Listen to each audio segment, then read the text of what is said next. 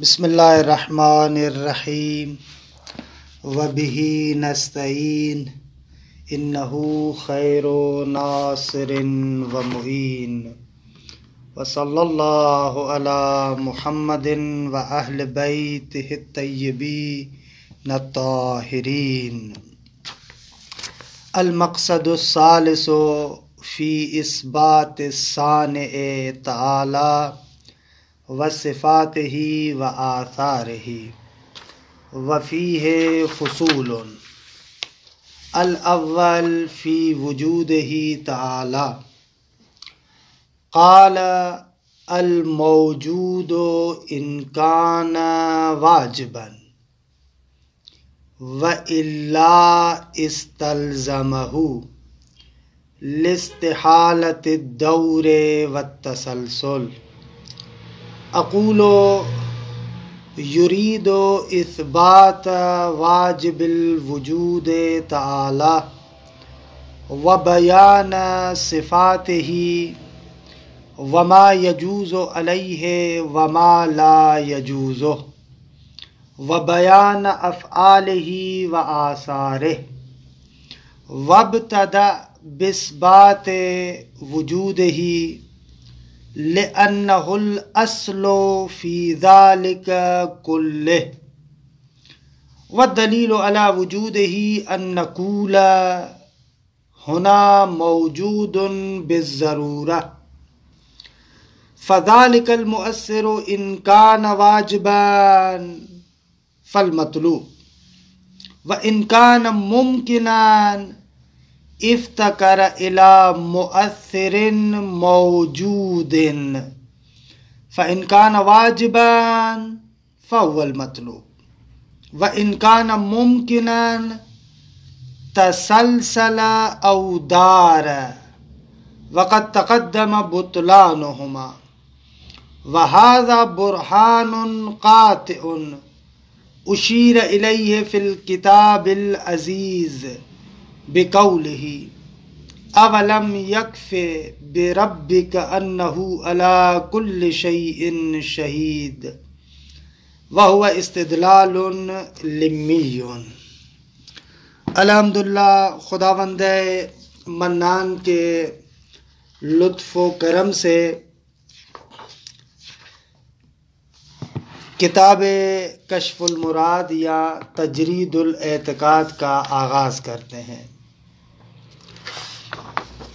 کتاب کا باقاعدہ آغاز کرنے سے پہلے دو تین باتوں کو نہایت اجمالی طریقے سے ذکر کرتے ہیں۔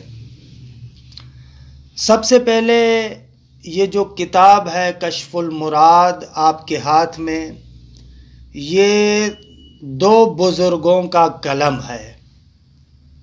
ایک محقق طوسی یا جسے خواجہ نصیر الدین طوسی کے نام سے بھی یاد کرتے ہیں، کہ نام ہے محمد ابن محمد، کہ ان کا متن ہے جس کو تجرید الاعتقاد کہتے ہیں۔ ابھی جو میں نے تھوڑی سی عبارت پڑھی وہ اسی نیت کے ساتھ کہ تھوڑا سا عبارت سے آپ کو اندازہ ہوگا کہ عبارت قال اقولو کی شکل میں ہے۔ قال یعنی خواجہ طوسی، نصیر الدین طوسی، اقولو یعنی علامہ حلی، کہ پس یہ اصل میں متن اور شرح ہے۔ متن خواجہ نصیر الدین طوسی کا ہے تجرید الاعتقاد کے نام سے، اور شرح مرحوم علامہ حلی کی، حسن بن یوسف بن مطہر حلی۔ خوب ان دونوں کے بارے میں نہایت اجمالی، نہ کہ تفصیلی، نہایت اجمالی تھوڑا سا تعارف کرا دیتے ہیں، خود خواجہ نصیر کا بھی اور مرحوم علامہ کا بھی۔ خواجہ نصیر الدین طوسی کا جو نام ہے، کہتے ہیں کہ ابو جعفر محمد ابن محمد طوسی، معروف ہے خواجہ نصیر الدین طوسی کے نام سے۔ خوب ان کے مختلف القابات ہیں۔ خواجہ کو استاد البشر بھی کہتے ہیں، اور اسی طریقے سے خواجہ نصیر الدین طوسی کو عقل ہادی اشر بھی کہتے ہیں، کہ یہ ایک خاص فرہنگ اور کلچر کی طرف اشارہ ہے کہ ہمارے ہاں تاریخ فلسفہ اسلامی میں جو فلسفہ مشاء میں معروف ہے اقول عشرہ کے نام سے، ایک خاص نظریہ کہ اس کے بارے میں گفتگو نہیں کرتے، ان میں سے جو آخری عقل دہم، 10واں عقل یا اسے عقل فعال بھی کہتے ہیں کہ باذن اللہ یہ جو عالم مادہ ہے اس کا کلن انتظام اسی عقل فعال کے ہاتھ میں ہے، فلاسفہ کہتے تھے مشہور۔ شرعی زبان میں آپ ان کو ملائکہ کہتے ہیں، شریعت کی زبان میں آپ ان کو فرشتہ کہتے ہیں، ملائکہ کہتے ہیں، کہ خدا کہتا ہے کہ فالمدبرات امرا، خوب اس کائنات کی تدبیر باذن اللہ خداوند منان ملائکہ کے ذریعے سے کرتا ہے۔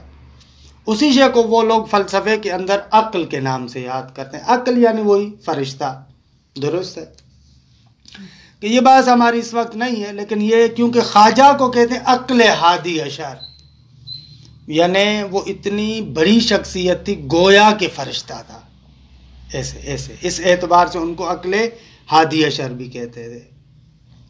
مرحوم خواجہ نصیر الدین طوسی کی زندگی کے اندر بہت زیادہ اتار چڑھاؤ ہے، بہت زیادہ اتار چڑھاؤ۔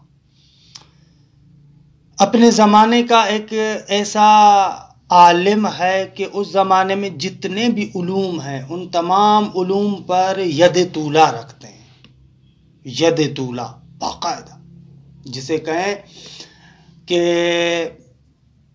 عالم ترین بندہ اپنے زمانے میں ان علوم کا خواجہ نصیر الدین طوسی ہے۔ جو بھی علم ہے، ریاضیات سے لے کر طبیعیات سے لے کر فلکیات آج کل جن کو کہتے ہیں، اصلاً پہلا رصد خانہ عالم اسلام میں بنانے والا خود خواجہ نصیر الدین طوسی ہے، بہت بڑی شخصیت ہے۔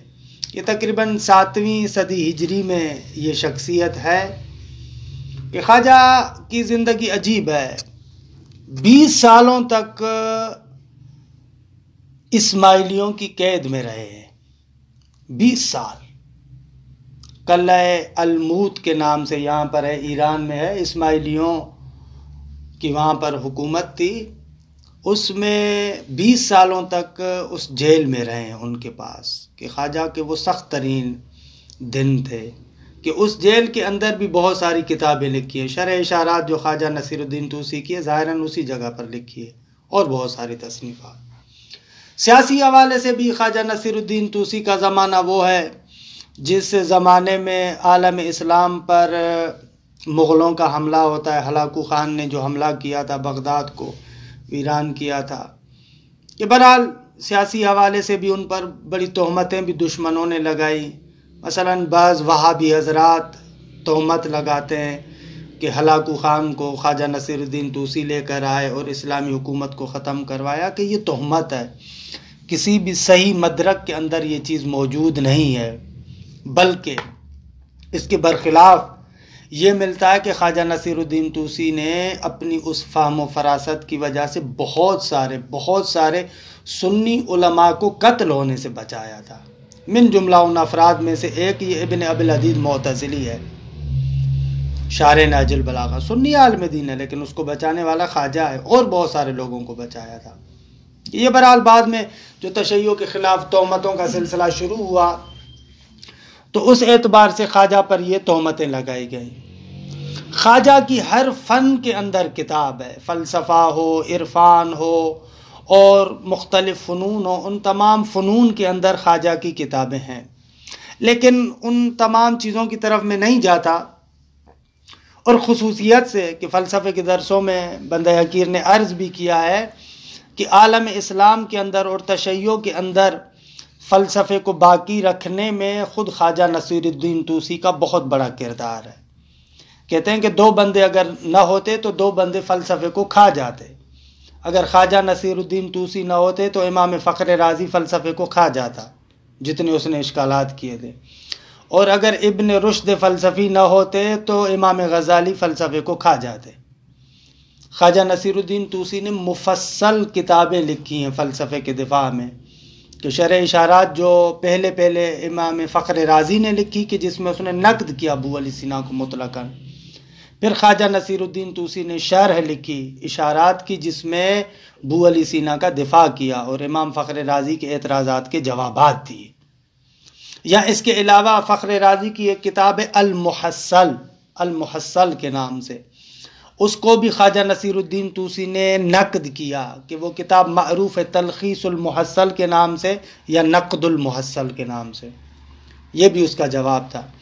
یا ایک کتاب لکھی تھی عبد الکریم شہرستانی نے، محمد ابن عبد الکریم شہرستانی، مشہور الملل والنحل کا نام آپ سنتے رہتے ہیں، کتاب محمد ابن عبد الکریم شہرستانی، انہوں نے ایک کتاب لکھی تھی جس کا نام تھا مصارع الفلاسفہ، مصارعۃ الفلاسفہ، مصارعۃ الفلاسفہ۔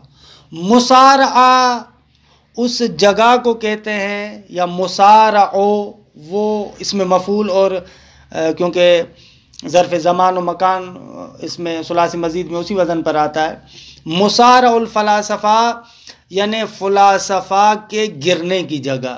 جب دو پہلوان آپس میں لڑتے ہیں نا تو اس کو مصارعہ کہتے ہیں، پہلوان جو کشتی لڑتے ہیں اس کو کہتے ہیں مصارعہ۔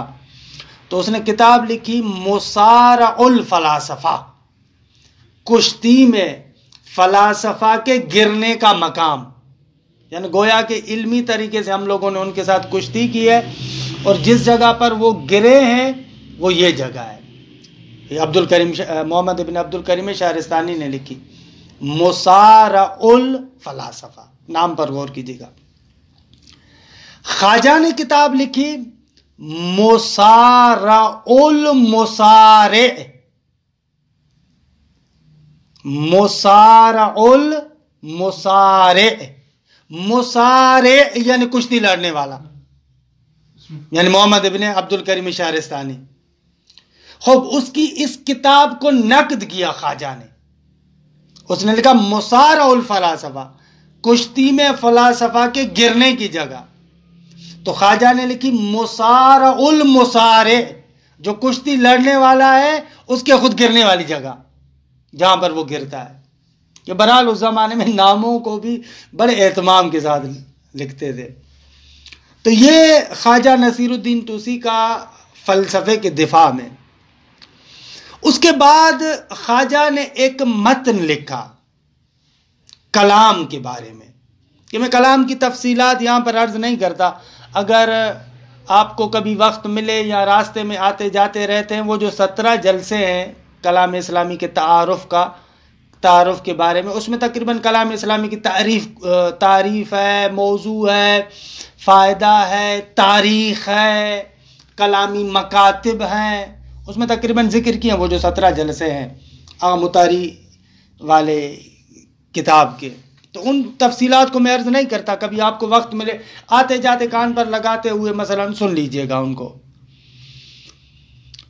وہاں پر ذکر کیا ہے کہ خواجہ نصیر الدین طوسی کے زمانے میں کلام کے اندر بڑا تحول آیا، یعنی خواجہ سے پہلے والا جو کلام ہے اور خواجہ کے بعد والا جو کلام ہے، زمین تا آسمان فرق ہے بڑے پیمانے پر۔ خواجہ کلام کے اندر تحول لے کر آئے، تبدیلی لے کر آئے، کیونکہ بہت سارے ایسے شبہات تھے جن کے جواب کے لیے ضرورت تھی کہ کچھ امور عامہ کے نام سے گفتگو ہو، کچھ امور عامہ کے نام سے گفتگو ہو، یعنی ایک فلسفی رنگ ہمارے کلام کے اندر آئے۔ خواجہ کے بعد ہمارا کلام فلسفی رنگ اختیار کرتا ہے۔ اسی لیے یہ جو تجرید الاعتقاد کتاب ہم نے اپنے ہاتھوں میں لی ہے، اس کے 3 کلی طریقے سے حصے ہیں۔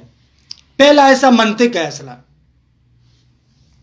تجرید المنطق جو اس کتاب میں نہیں ہے، اس کی علامہ حلی نے شرح کی الجوہر النزید، جوہر النزید کے نام سے جو کتاب علامہ حلی کی ہے، وہ خواجہ نصیر الدین طوسی کے اسی تجرید الاعتقاد کے منطق کا حصہ ہے، وہ جداگانہ طریقے سے چھپی ہے، اس میں نہیں ہے۔ پہلا ایسا وہ منطق والا ہے۔ دوسرا ایسا امور عامہ، یا وہ مباحث جن مباحث کو آج کل آپ فلسفی مباحث کہتے ہیں، کہ تقریباً یہ جو کتاب ہماری شروع ہو رہی ہے، اس کے ابتدائی 2 مقصد بڑے وہ ان امور عامہ کے بارے میں فلسفی مباحث ہیں گویا کے۔ تیسرا بخش حصہ اس مقصد ثالث سے شروع ہوتا ہے۔ خدا شناسی کی بحث ہے، نبوت کے بارے میں بحث ہے، امامت کے بارے میں بحث ہے، معاد کے بارے میں بحث ہے کہ یہ آخر کے مقاصد چند، یہ کلی طور پر 3 حصے ہیں۔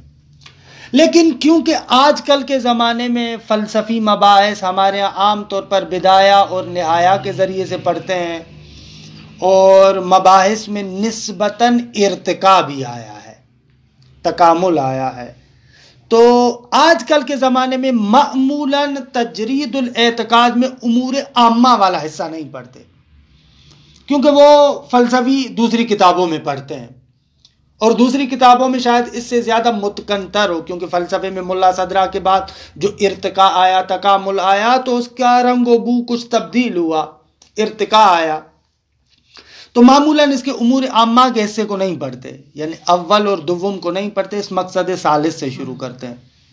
تو ہم بھی انشاءاللہ جو گفتگو کا آغاز کریں گے اسی مقصد ثالث سے کریں گے، درست ہے۔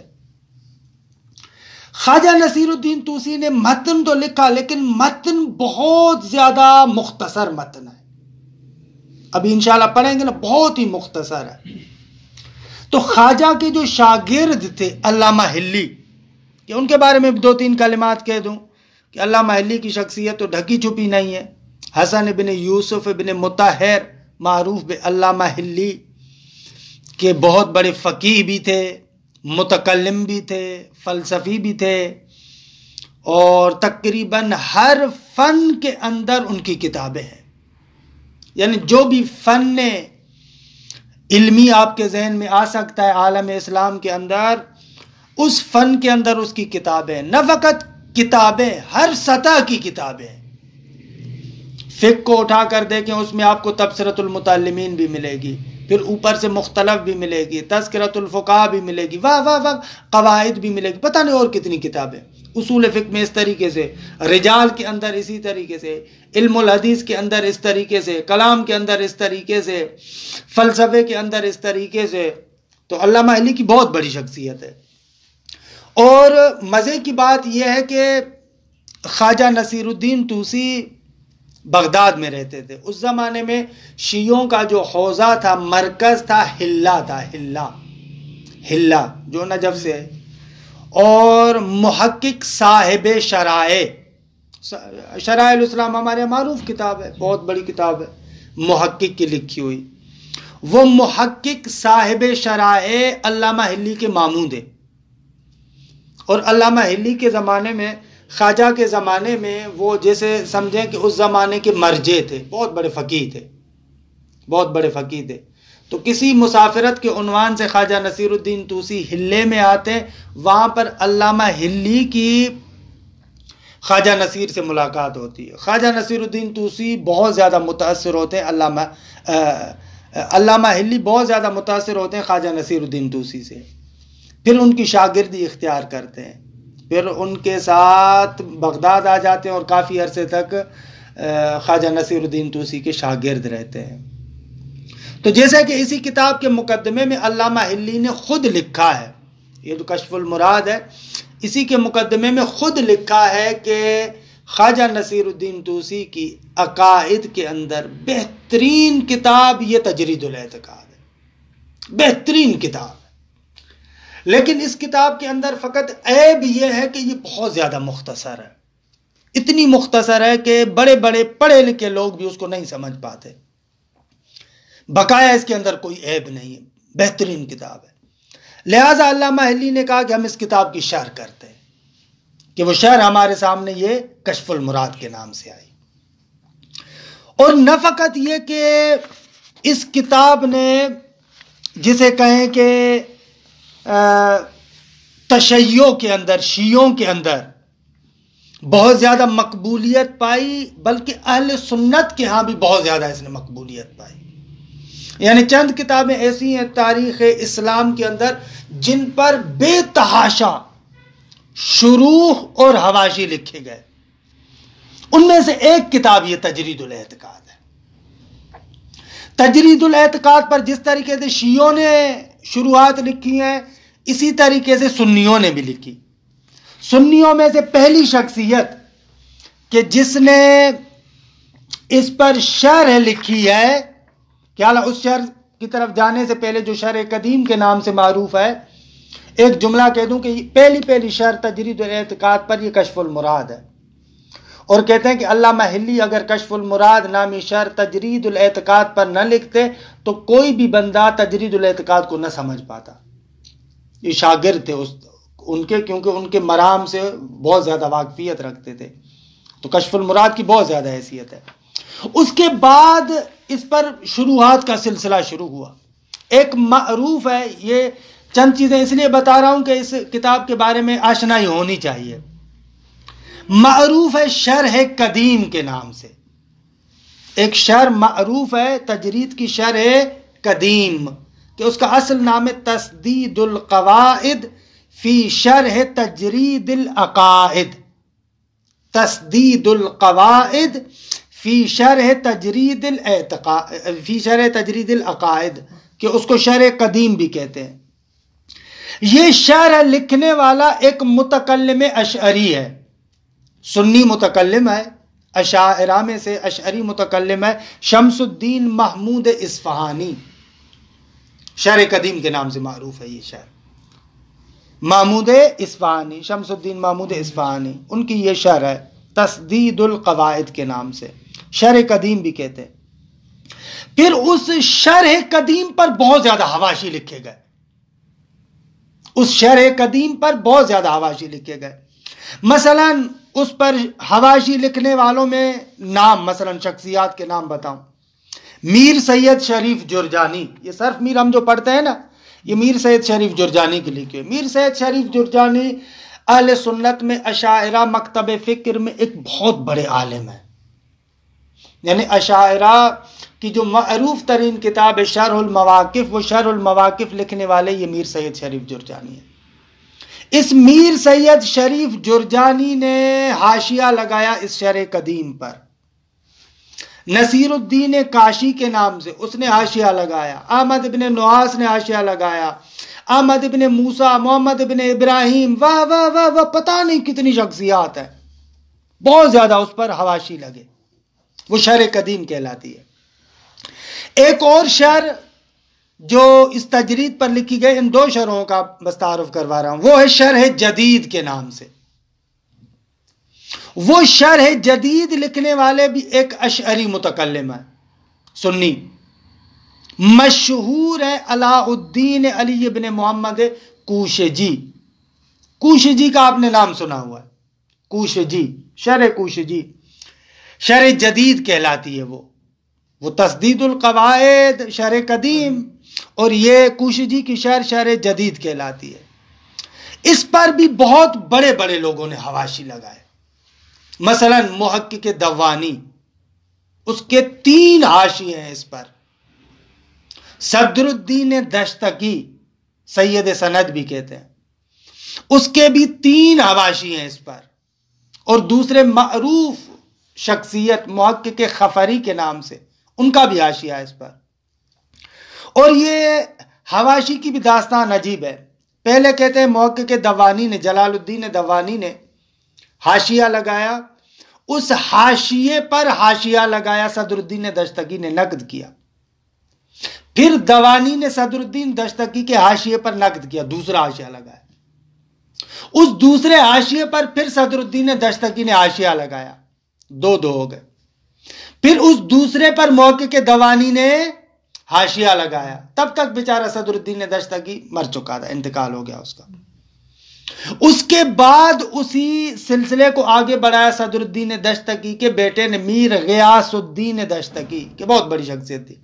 اس نے باپ کے دفاع میں خود دوانی کے حاشیے پر نقد لکھا کہ ملا صدرہ بڑی تعریف کرتے ہیں سید سند کے نام سے اس کی، اور میر غیاث الدین دشتقی کی منصور نام ہے ان کا، کہ بہت تعریف کرتے ہیں. اسفار میں جلد ششم میں ایک جگہ پر کہتے ہیں سر و ابی ہے، واقعاً اپنے باپ کا راز تھا.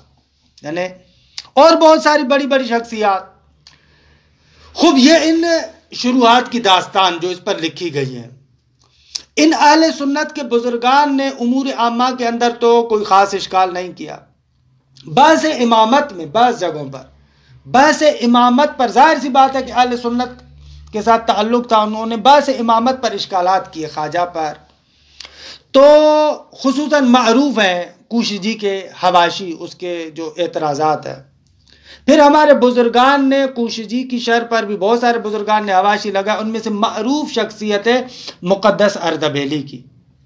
انہوں نے حاشیہ لگایا خود اس کوشی جی کی شرح پر، جو اس نے امامت وغیرہ کے بحث میں یا عدل الہی کی بحث میں جو خواجہ پر اعتراضات کیے، ان اعتراضات کے جوابات دیے. کہ یہ تقریباً اس کتاب کی داستان ہے. اور اس پر بہت بڑی بڑی شروحات لکھی گئی. معروف شرح بس کشف المراد، شرح قدیم، شرح جدید اور آخری شرح کے جس کا تعارف کراؤں اور ختم کریں بات کو. ایک شرح ہے جو ملا صدرہ رحمۃ اللہ علیہ کے داماد نے لکھی، وہ تفصیلی ترین شرح ہے. شوارق الالہام فی شرح تجرید الکلام، اس کے نام سے یہ معروف ہے. یہ کتاب جو پڑھی ہوئی ہے ادھر، یہ سنگی کتاب، کہ آخر میں وہ بیچارے مکمل نہیں کر پائے تھے. لکھی انہوں نے کافی آخری حصہ الہیات کے علم و قدرت کی بات تک پہنچے تھے تو ان کا انتقال ہو گیا، آخر تک مکمل نہیں کر سکے. لیکن بہت ہی تفصیلی کتاب ہے شوارق الالہام، کہ حوزے کے اندر بھی یہ پڑھاتے ہیں تقریباً 8-10 سال لے لیتی ہے. یہ معروف شروعات ہیں اس تجرید کی. خب یہ اس کے علاوہ بھی ایک پاکستانی بزرگوار ہیں، حالانکہ اس کا نام نہ لینا شاید ناانصافی ہو. اصل تجرید پر ایک پاکستانی ہے، بلتی مجتہد ہیں، نجف کے اندر رہتے تھے.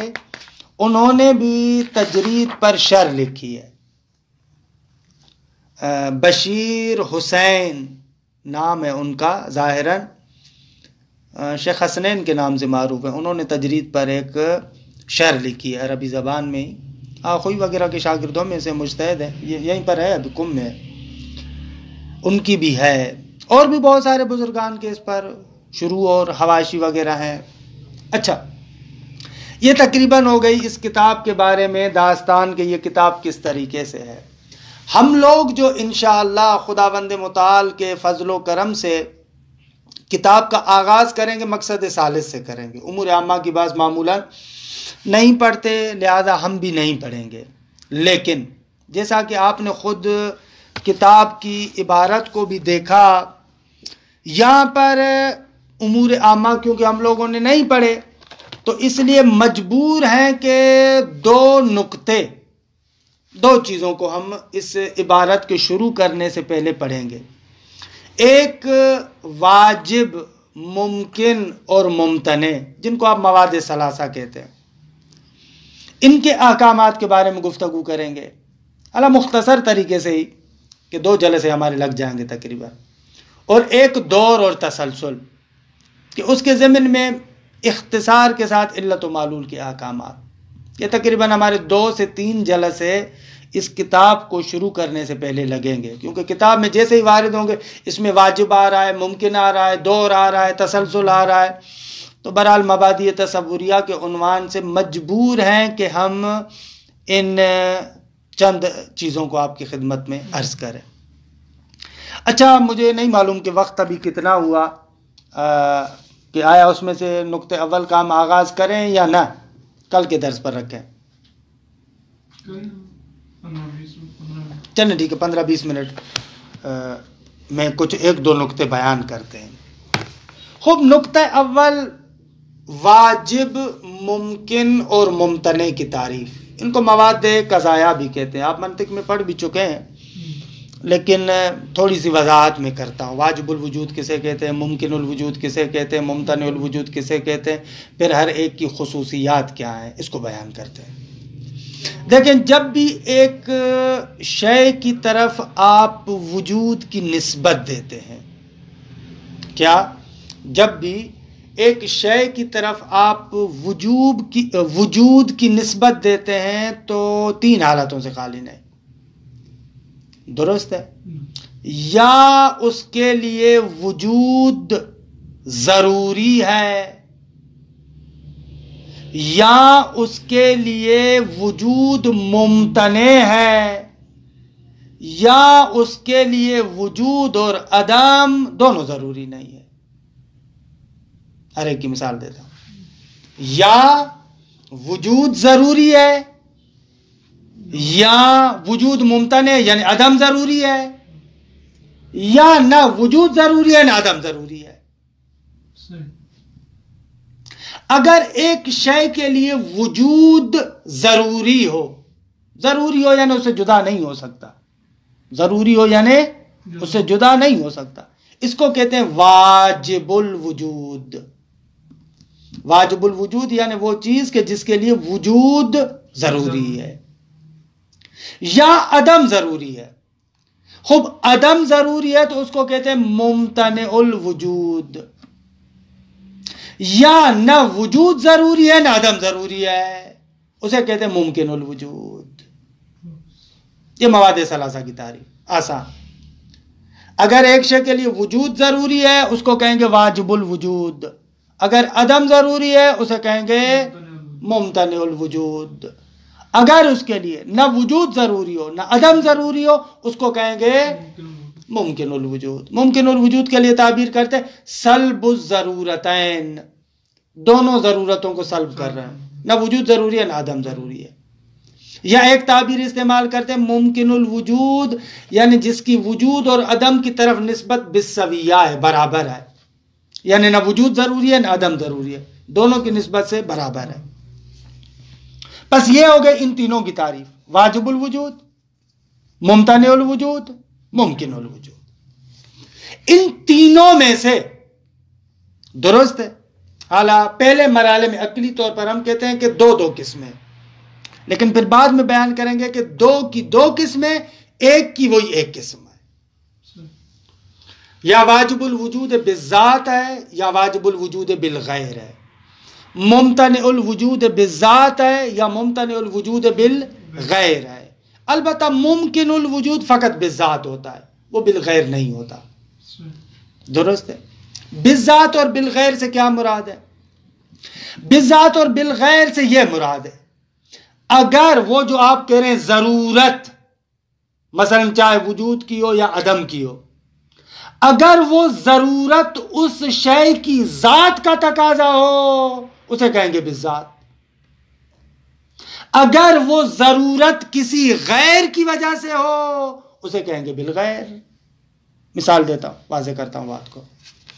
مثلا مثال کے طور پر ہم لوگوں کا عقیدہ ہے کہ خدا پروردگار عالم واجب الوجود بالذات ہے, وجود اس کے لیے ضرورت رکھتا ہے, اور یہ ضرورت وجود بھی کہیں باہر سے نہیں آئی, اسی کی ذات کا تقاضا ہے. کوئی باہر سے چیز نہیں آئی جس نے آ کر خدا کے لیے وجود کو واجب کیا ہو, بلکہ اس کی ذات کا تقاضا ہے. خوب اسے کہیں گے واجب الوجود بالذات. لیکن اگر کوئی چیز ہو جس کے لیے وجود تو ضروری ہے لیکن وہ وجود کی ضرورت کہیں اور جگہ سے آئی ہے, مثلا علت نے عطا کی ہے, مثلا جیسے آپ کا اور ہمارا وجود, آپ اور ہم بھی واجب الوجود ہے, منتہا آپ کا اور ہمارا وجود واجب ہے بالغیر. انشاءاللہ آگے آگا علت کی وجہ سے. آپ کی اور ہماری ذات کا تقاضا وجود نہیں ہے. اگر آپ کی اور ہماری ذات کا تقاضا وجود ہوتا تو ہم ہمیشہ سے ہوتے, حالانکہ ایسے نہیں ہے, پہلے نہیں تھے بعد میں وجود میں. درست ہے. اسے کہیں گے واجب الوجود بالغیر. درست ہے. یعنی وجود میری ذات کا تقاضا نہیں ہے. ممتنع بالذات یعنی جس کی ذات کا تقاضا عدم ہے, جیسے مثلا شریک الباری, خدا کا شریک, خود اس کی ذات کا تقاضا.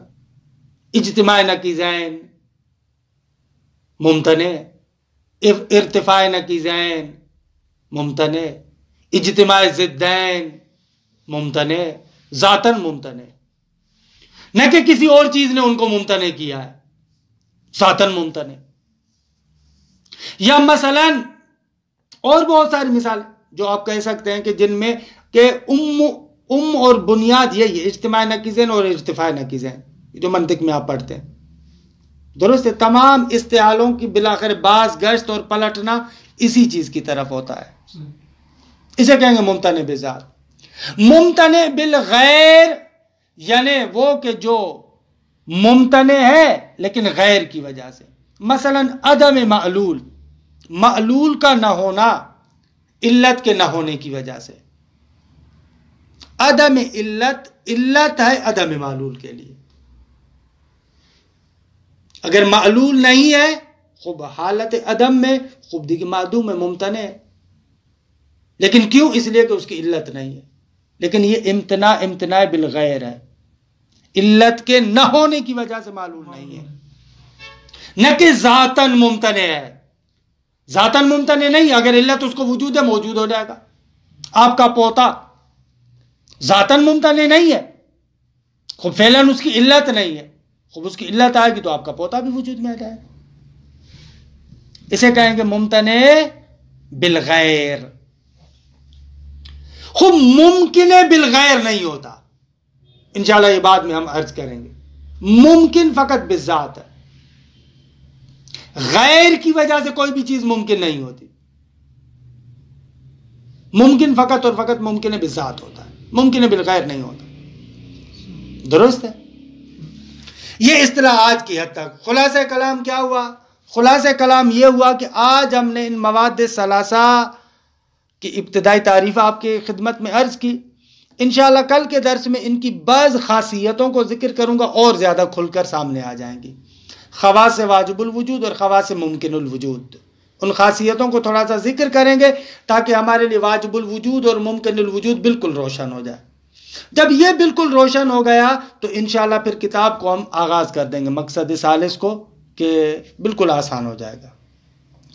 فتلخص من جمیع ما ذکرنا امور، کیا؟ اولا واجب کسے کہتے ہیں؟ جس کے لیے وجود ضروری ہو۔ ممتنع کسے کہتے ہیں؟ جس کے لیے عدم ضروری ہو۔ ممکن کسے کہتے ہیں؟ جس کے لیے نہ وجود ضروری ہے نہ عدم ضروری ہے۔ خب واجب اور ممتنع میں سے ہر ایک یا بالذات ہے یا بالغیر ہے۔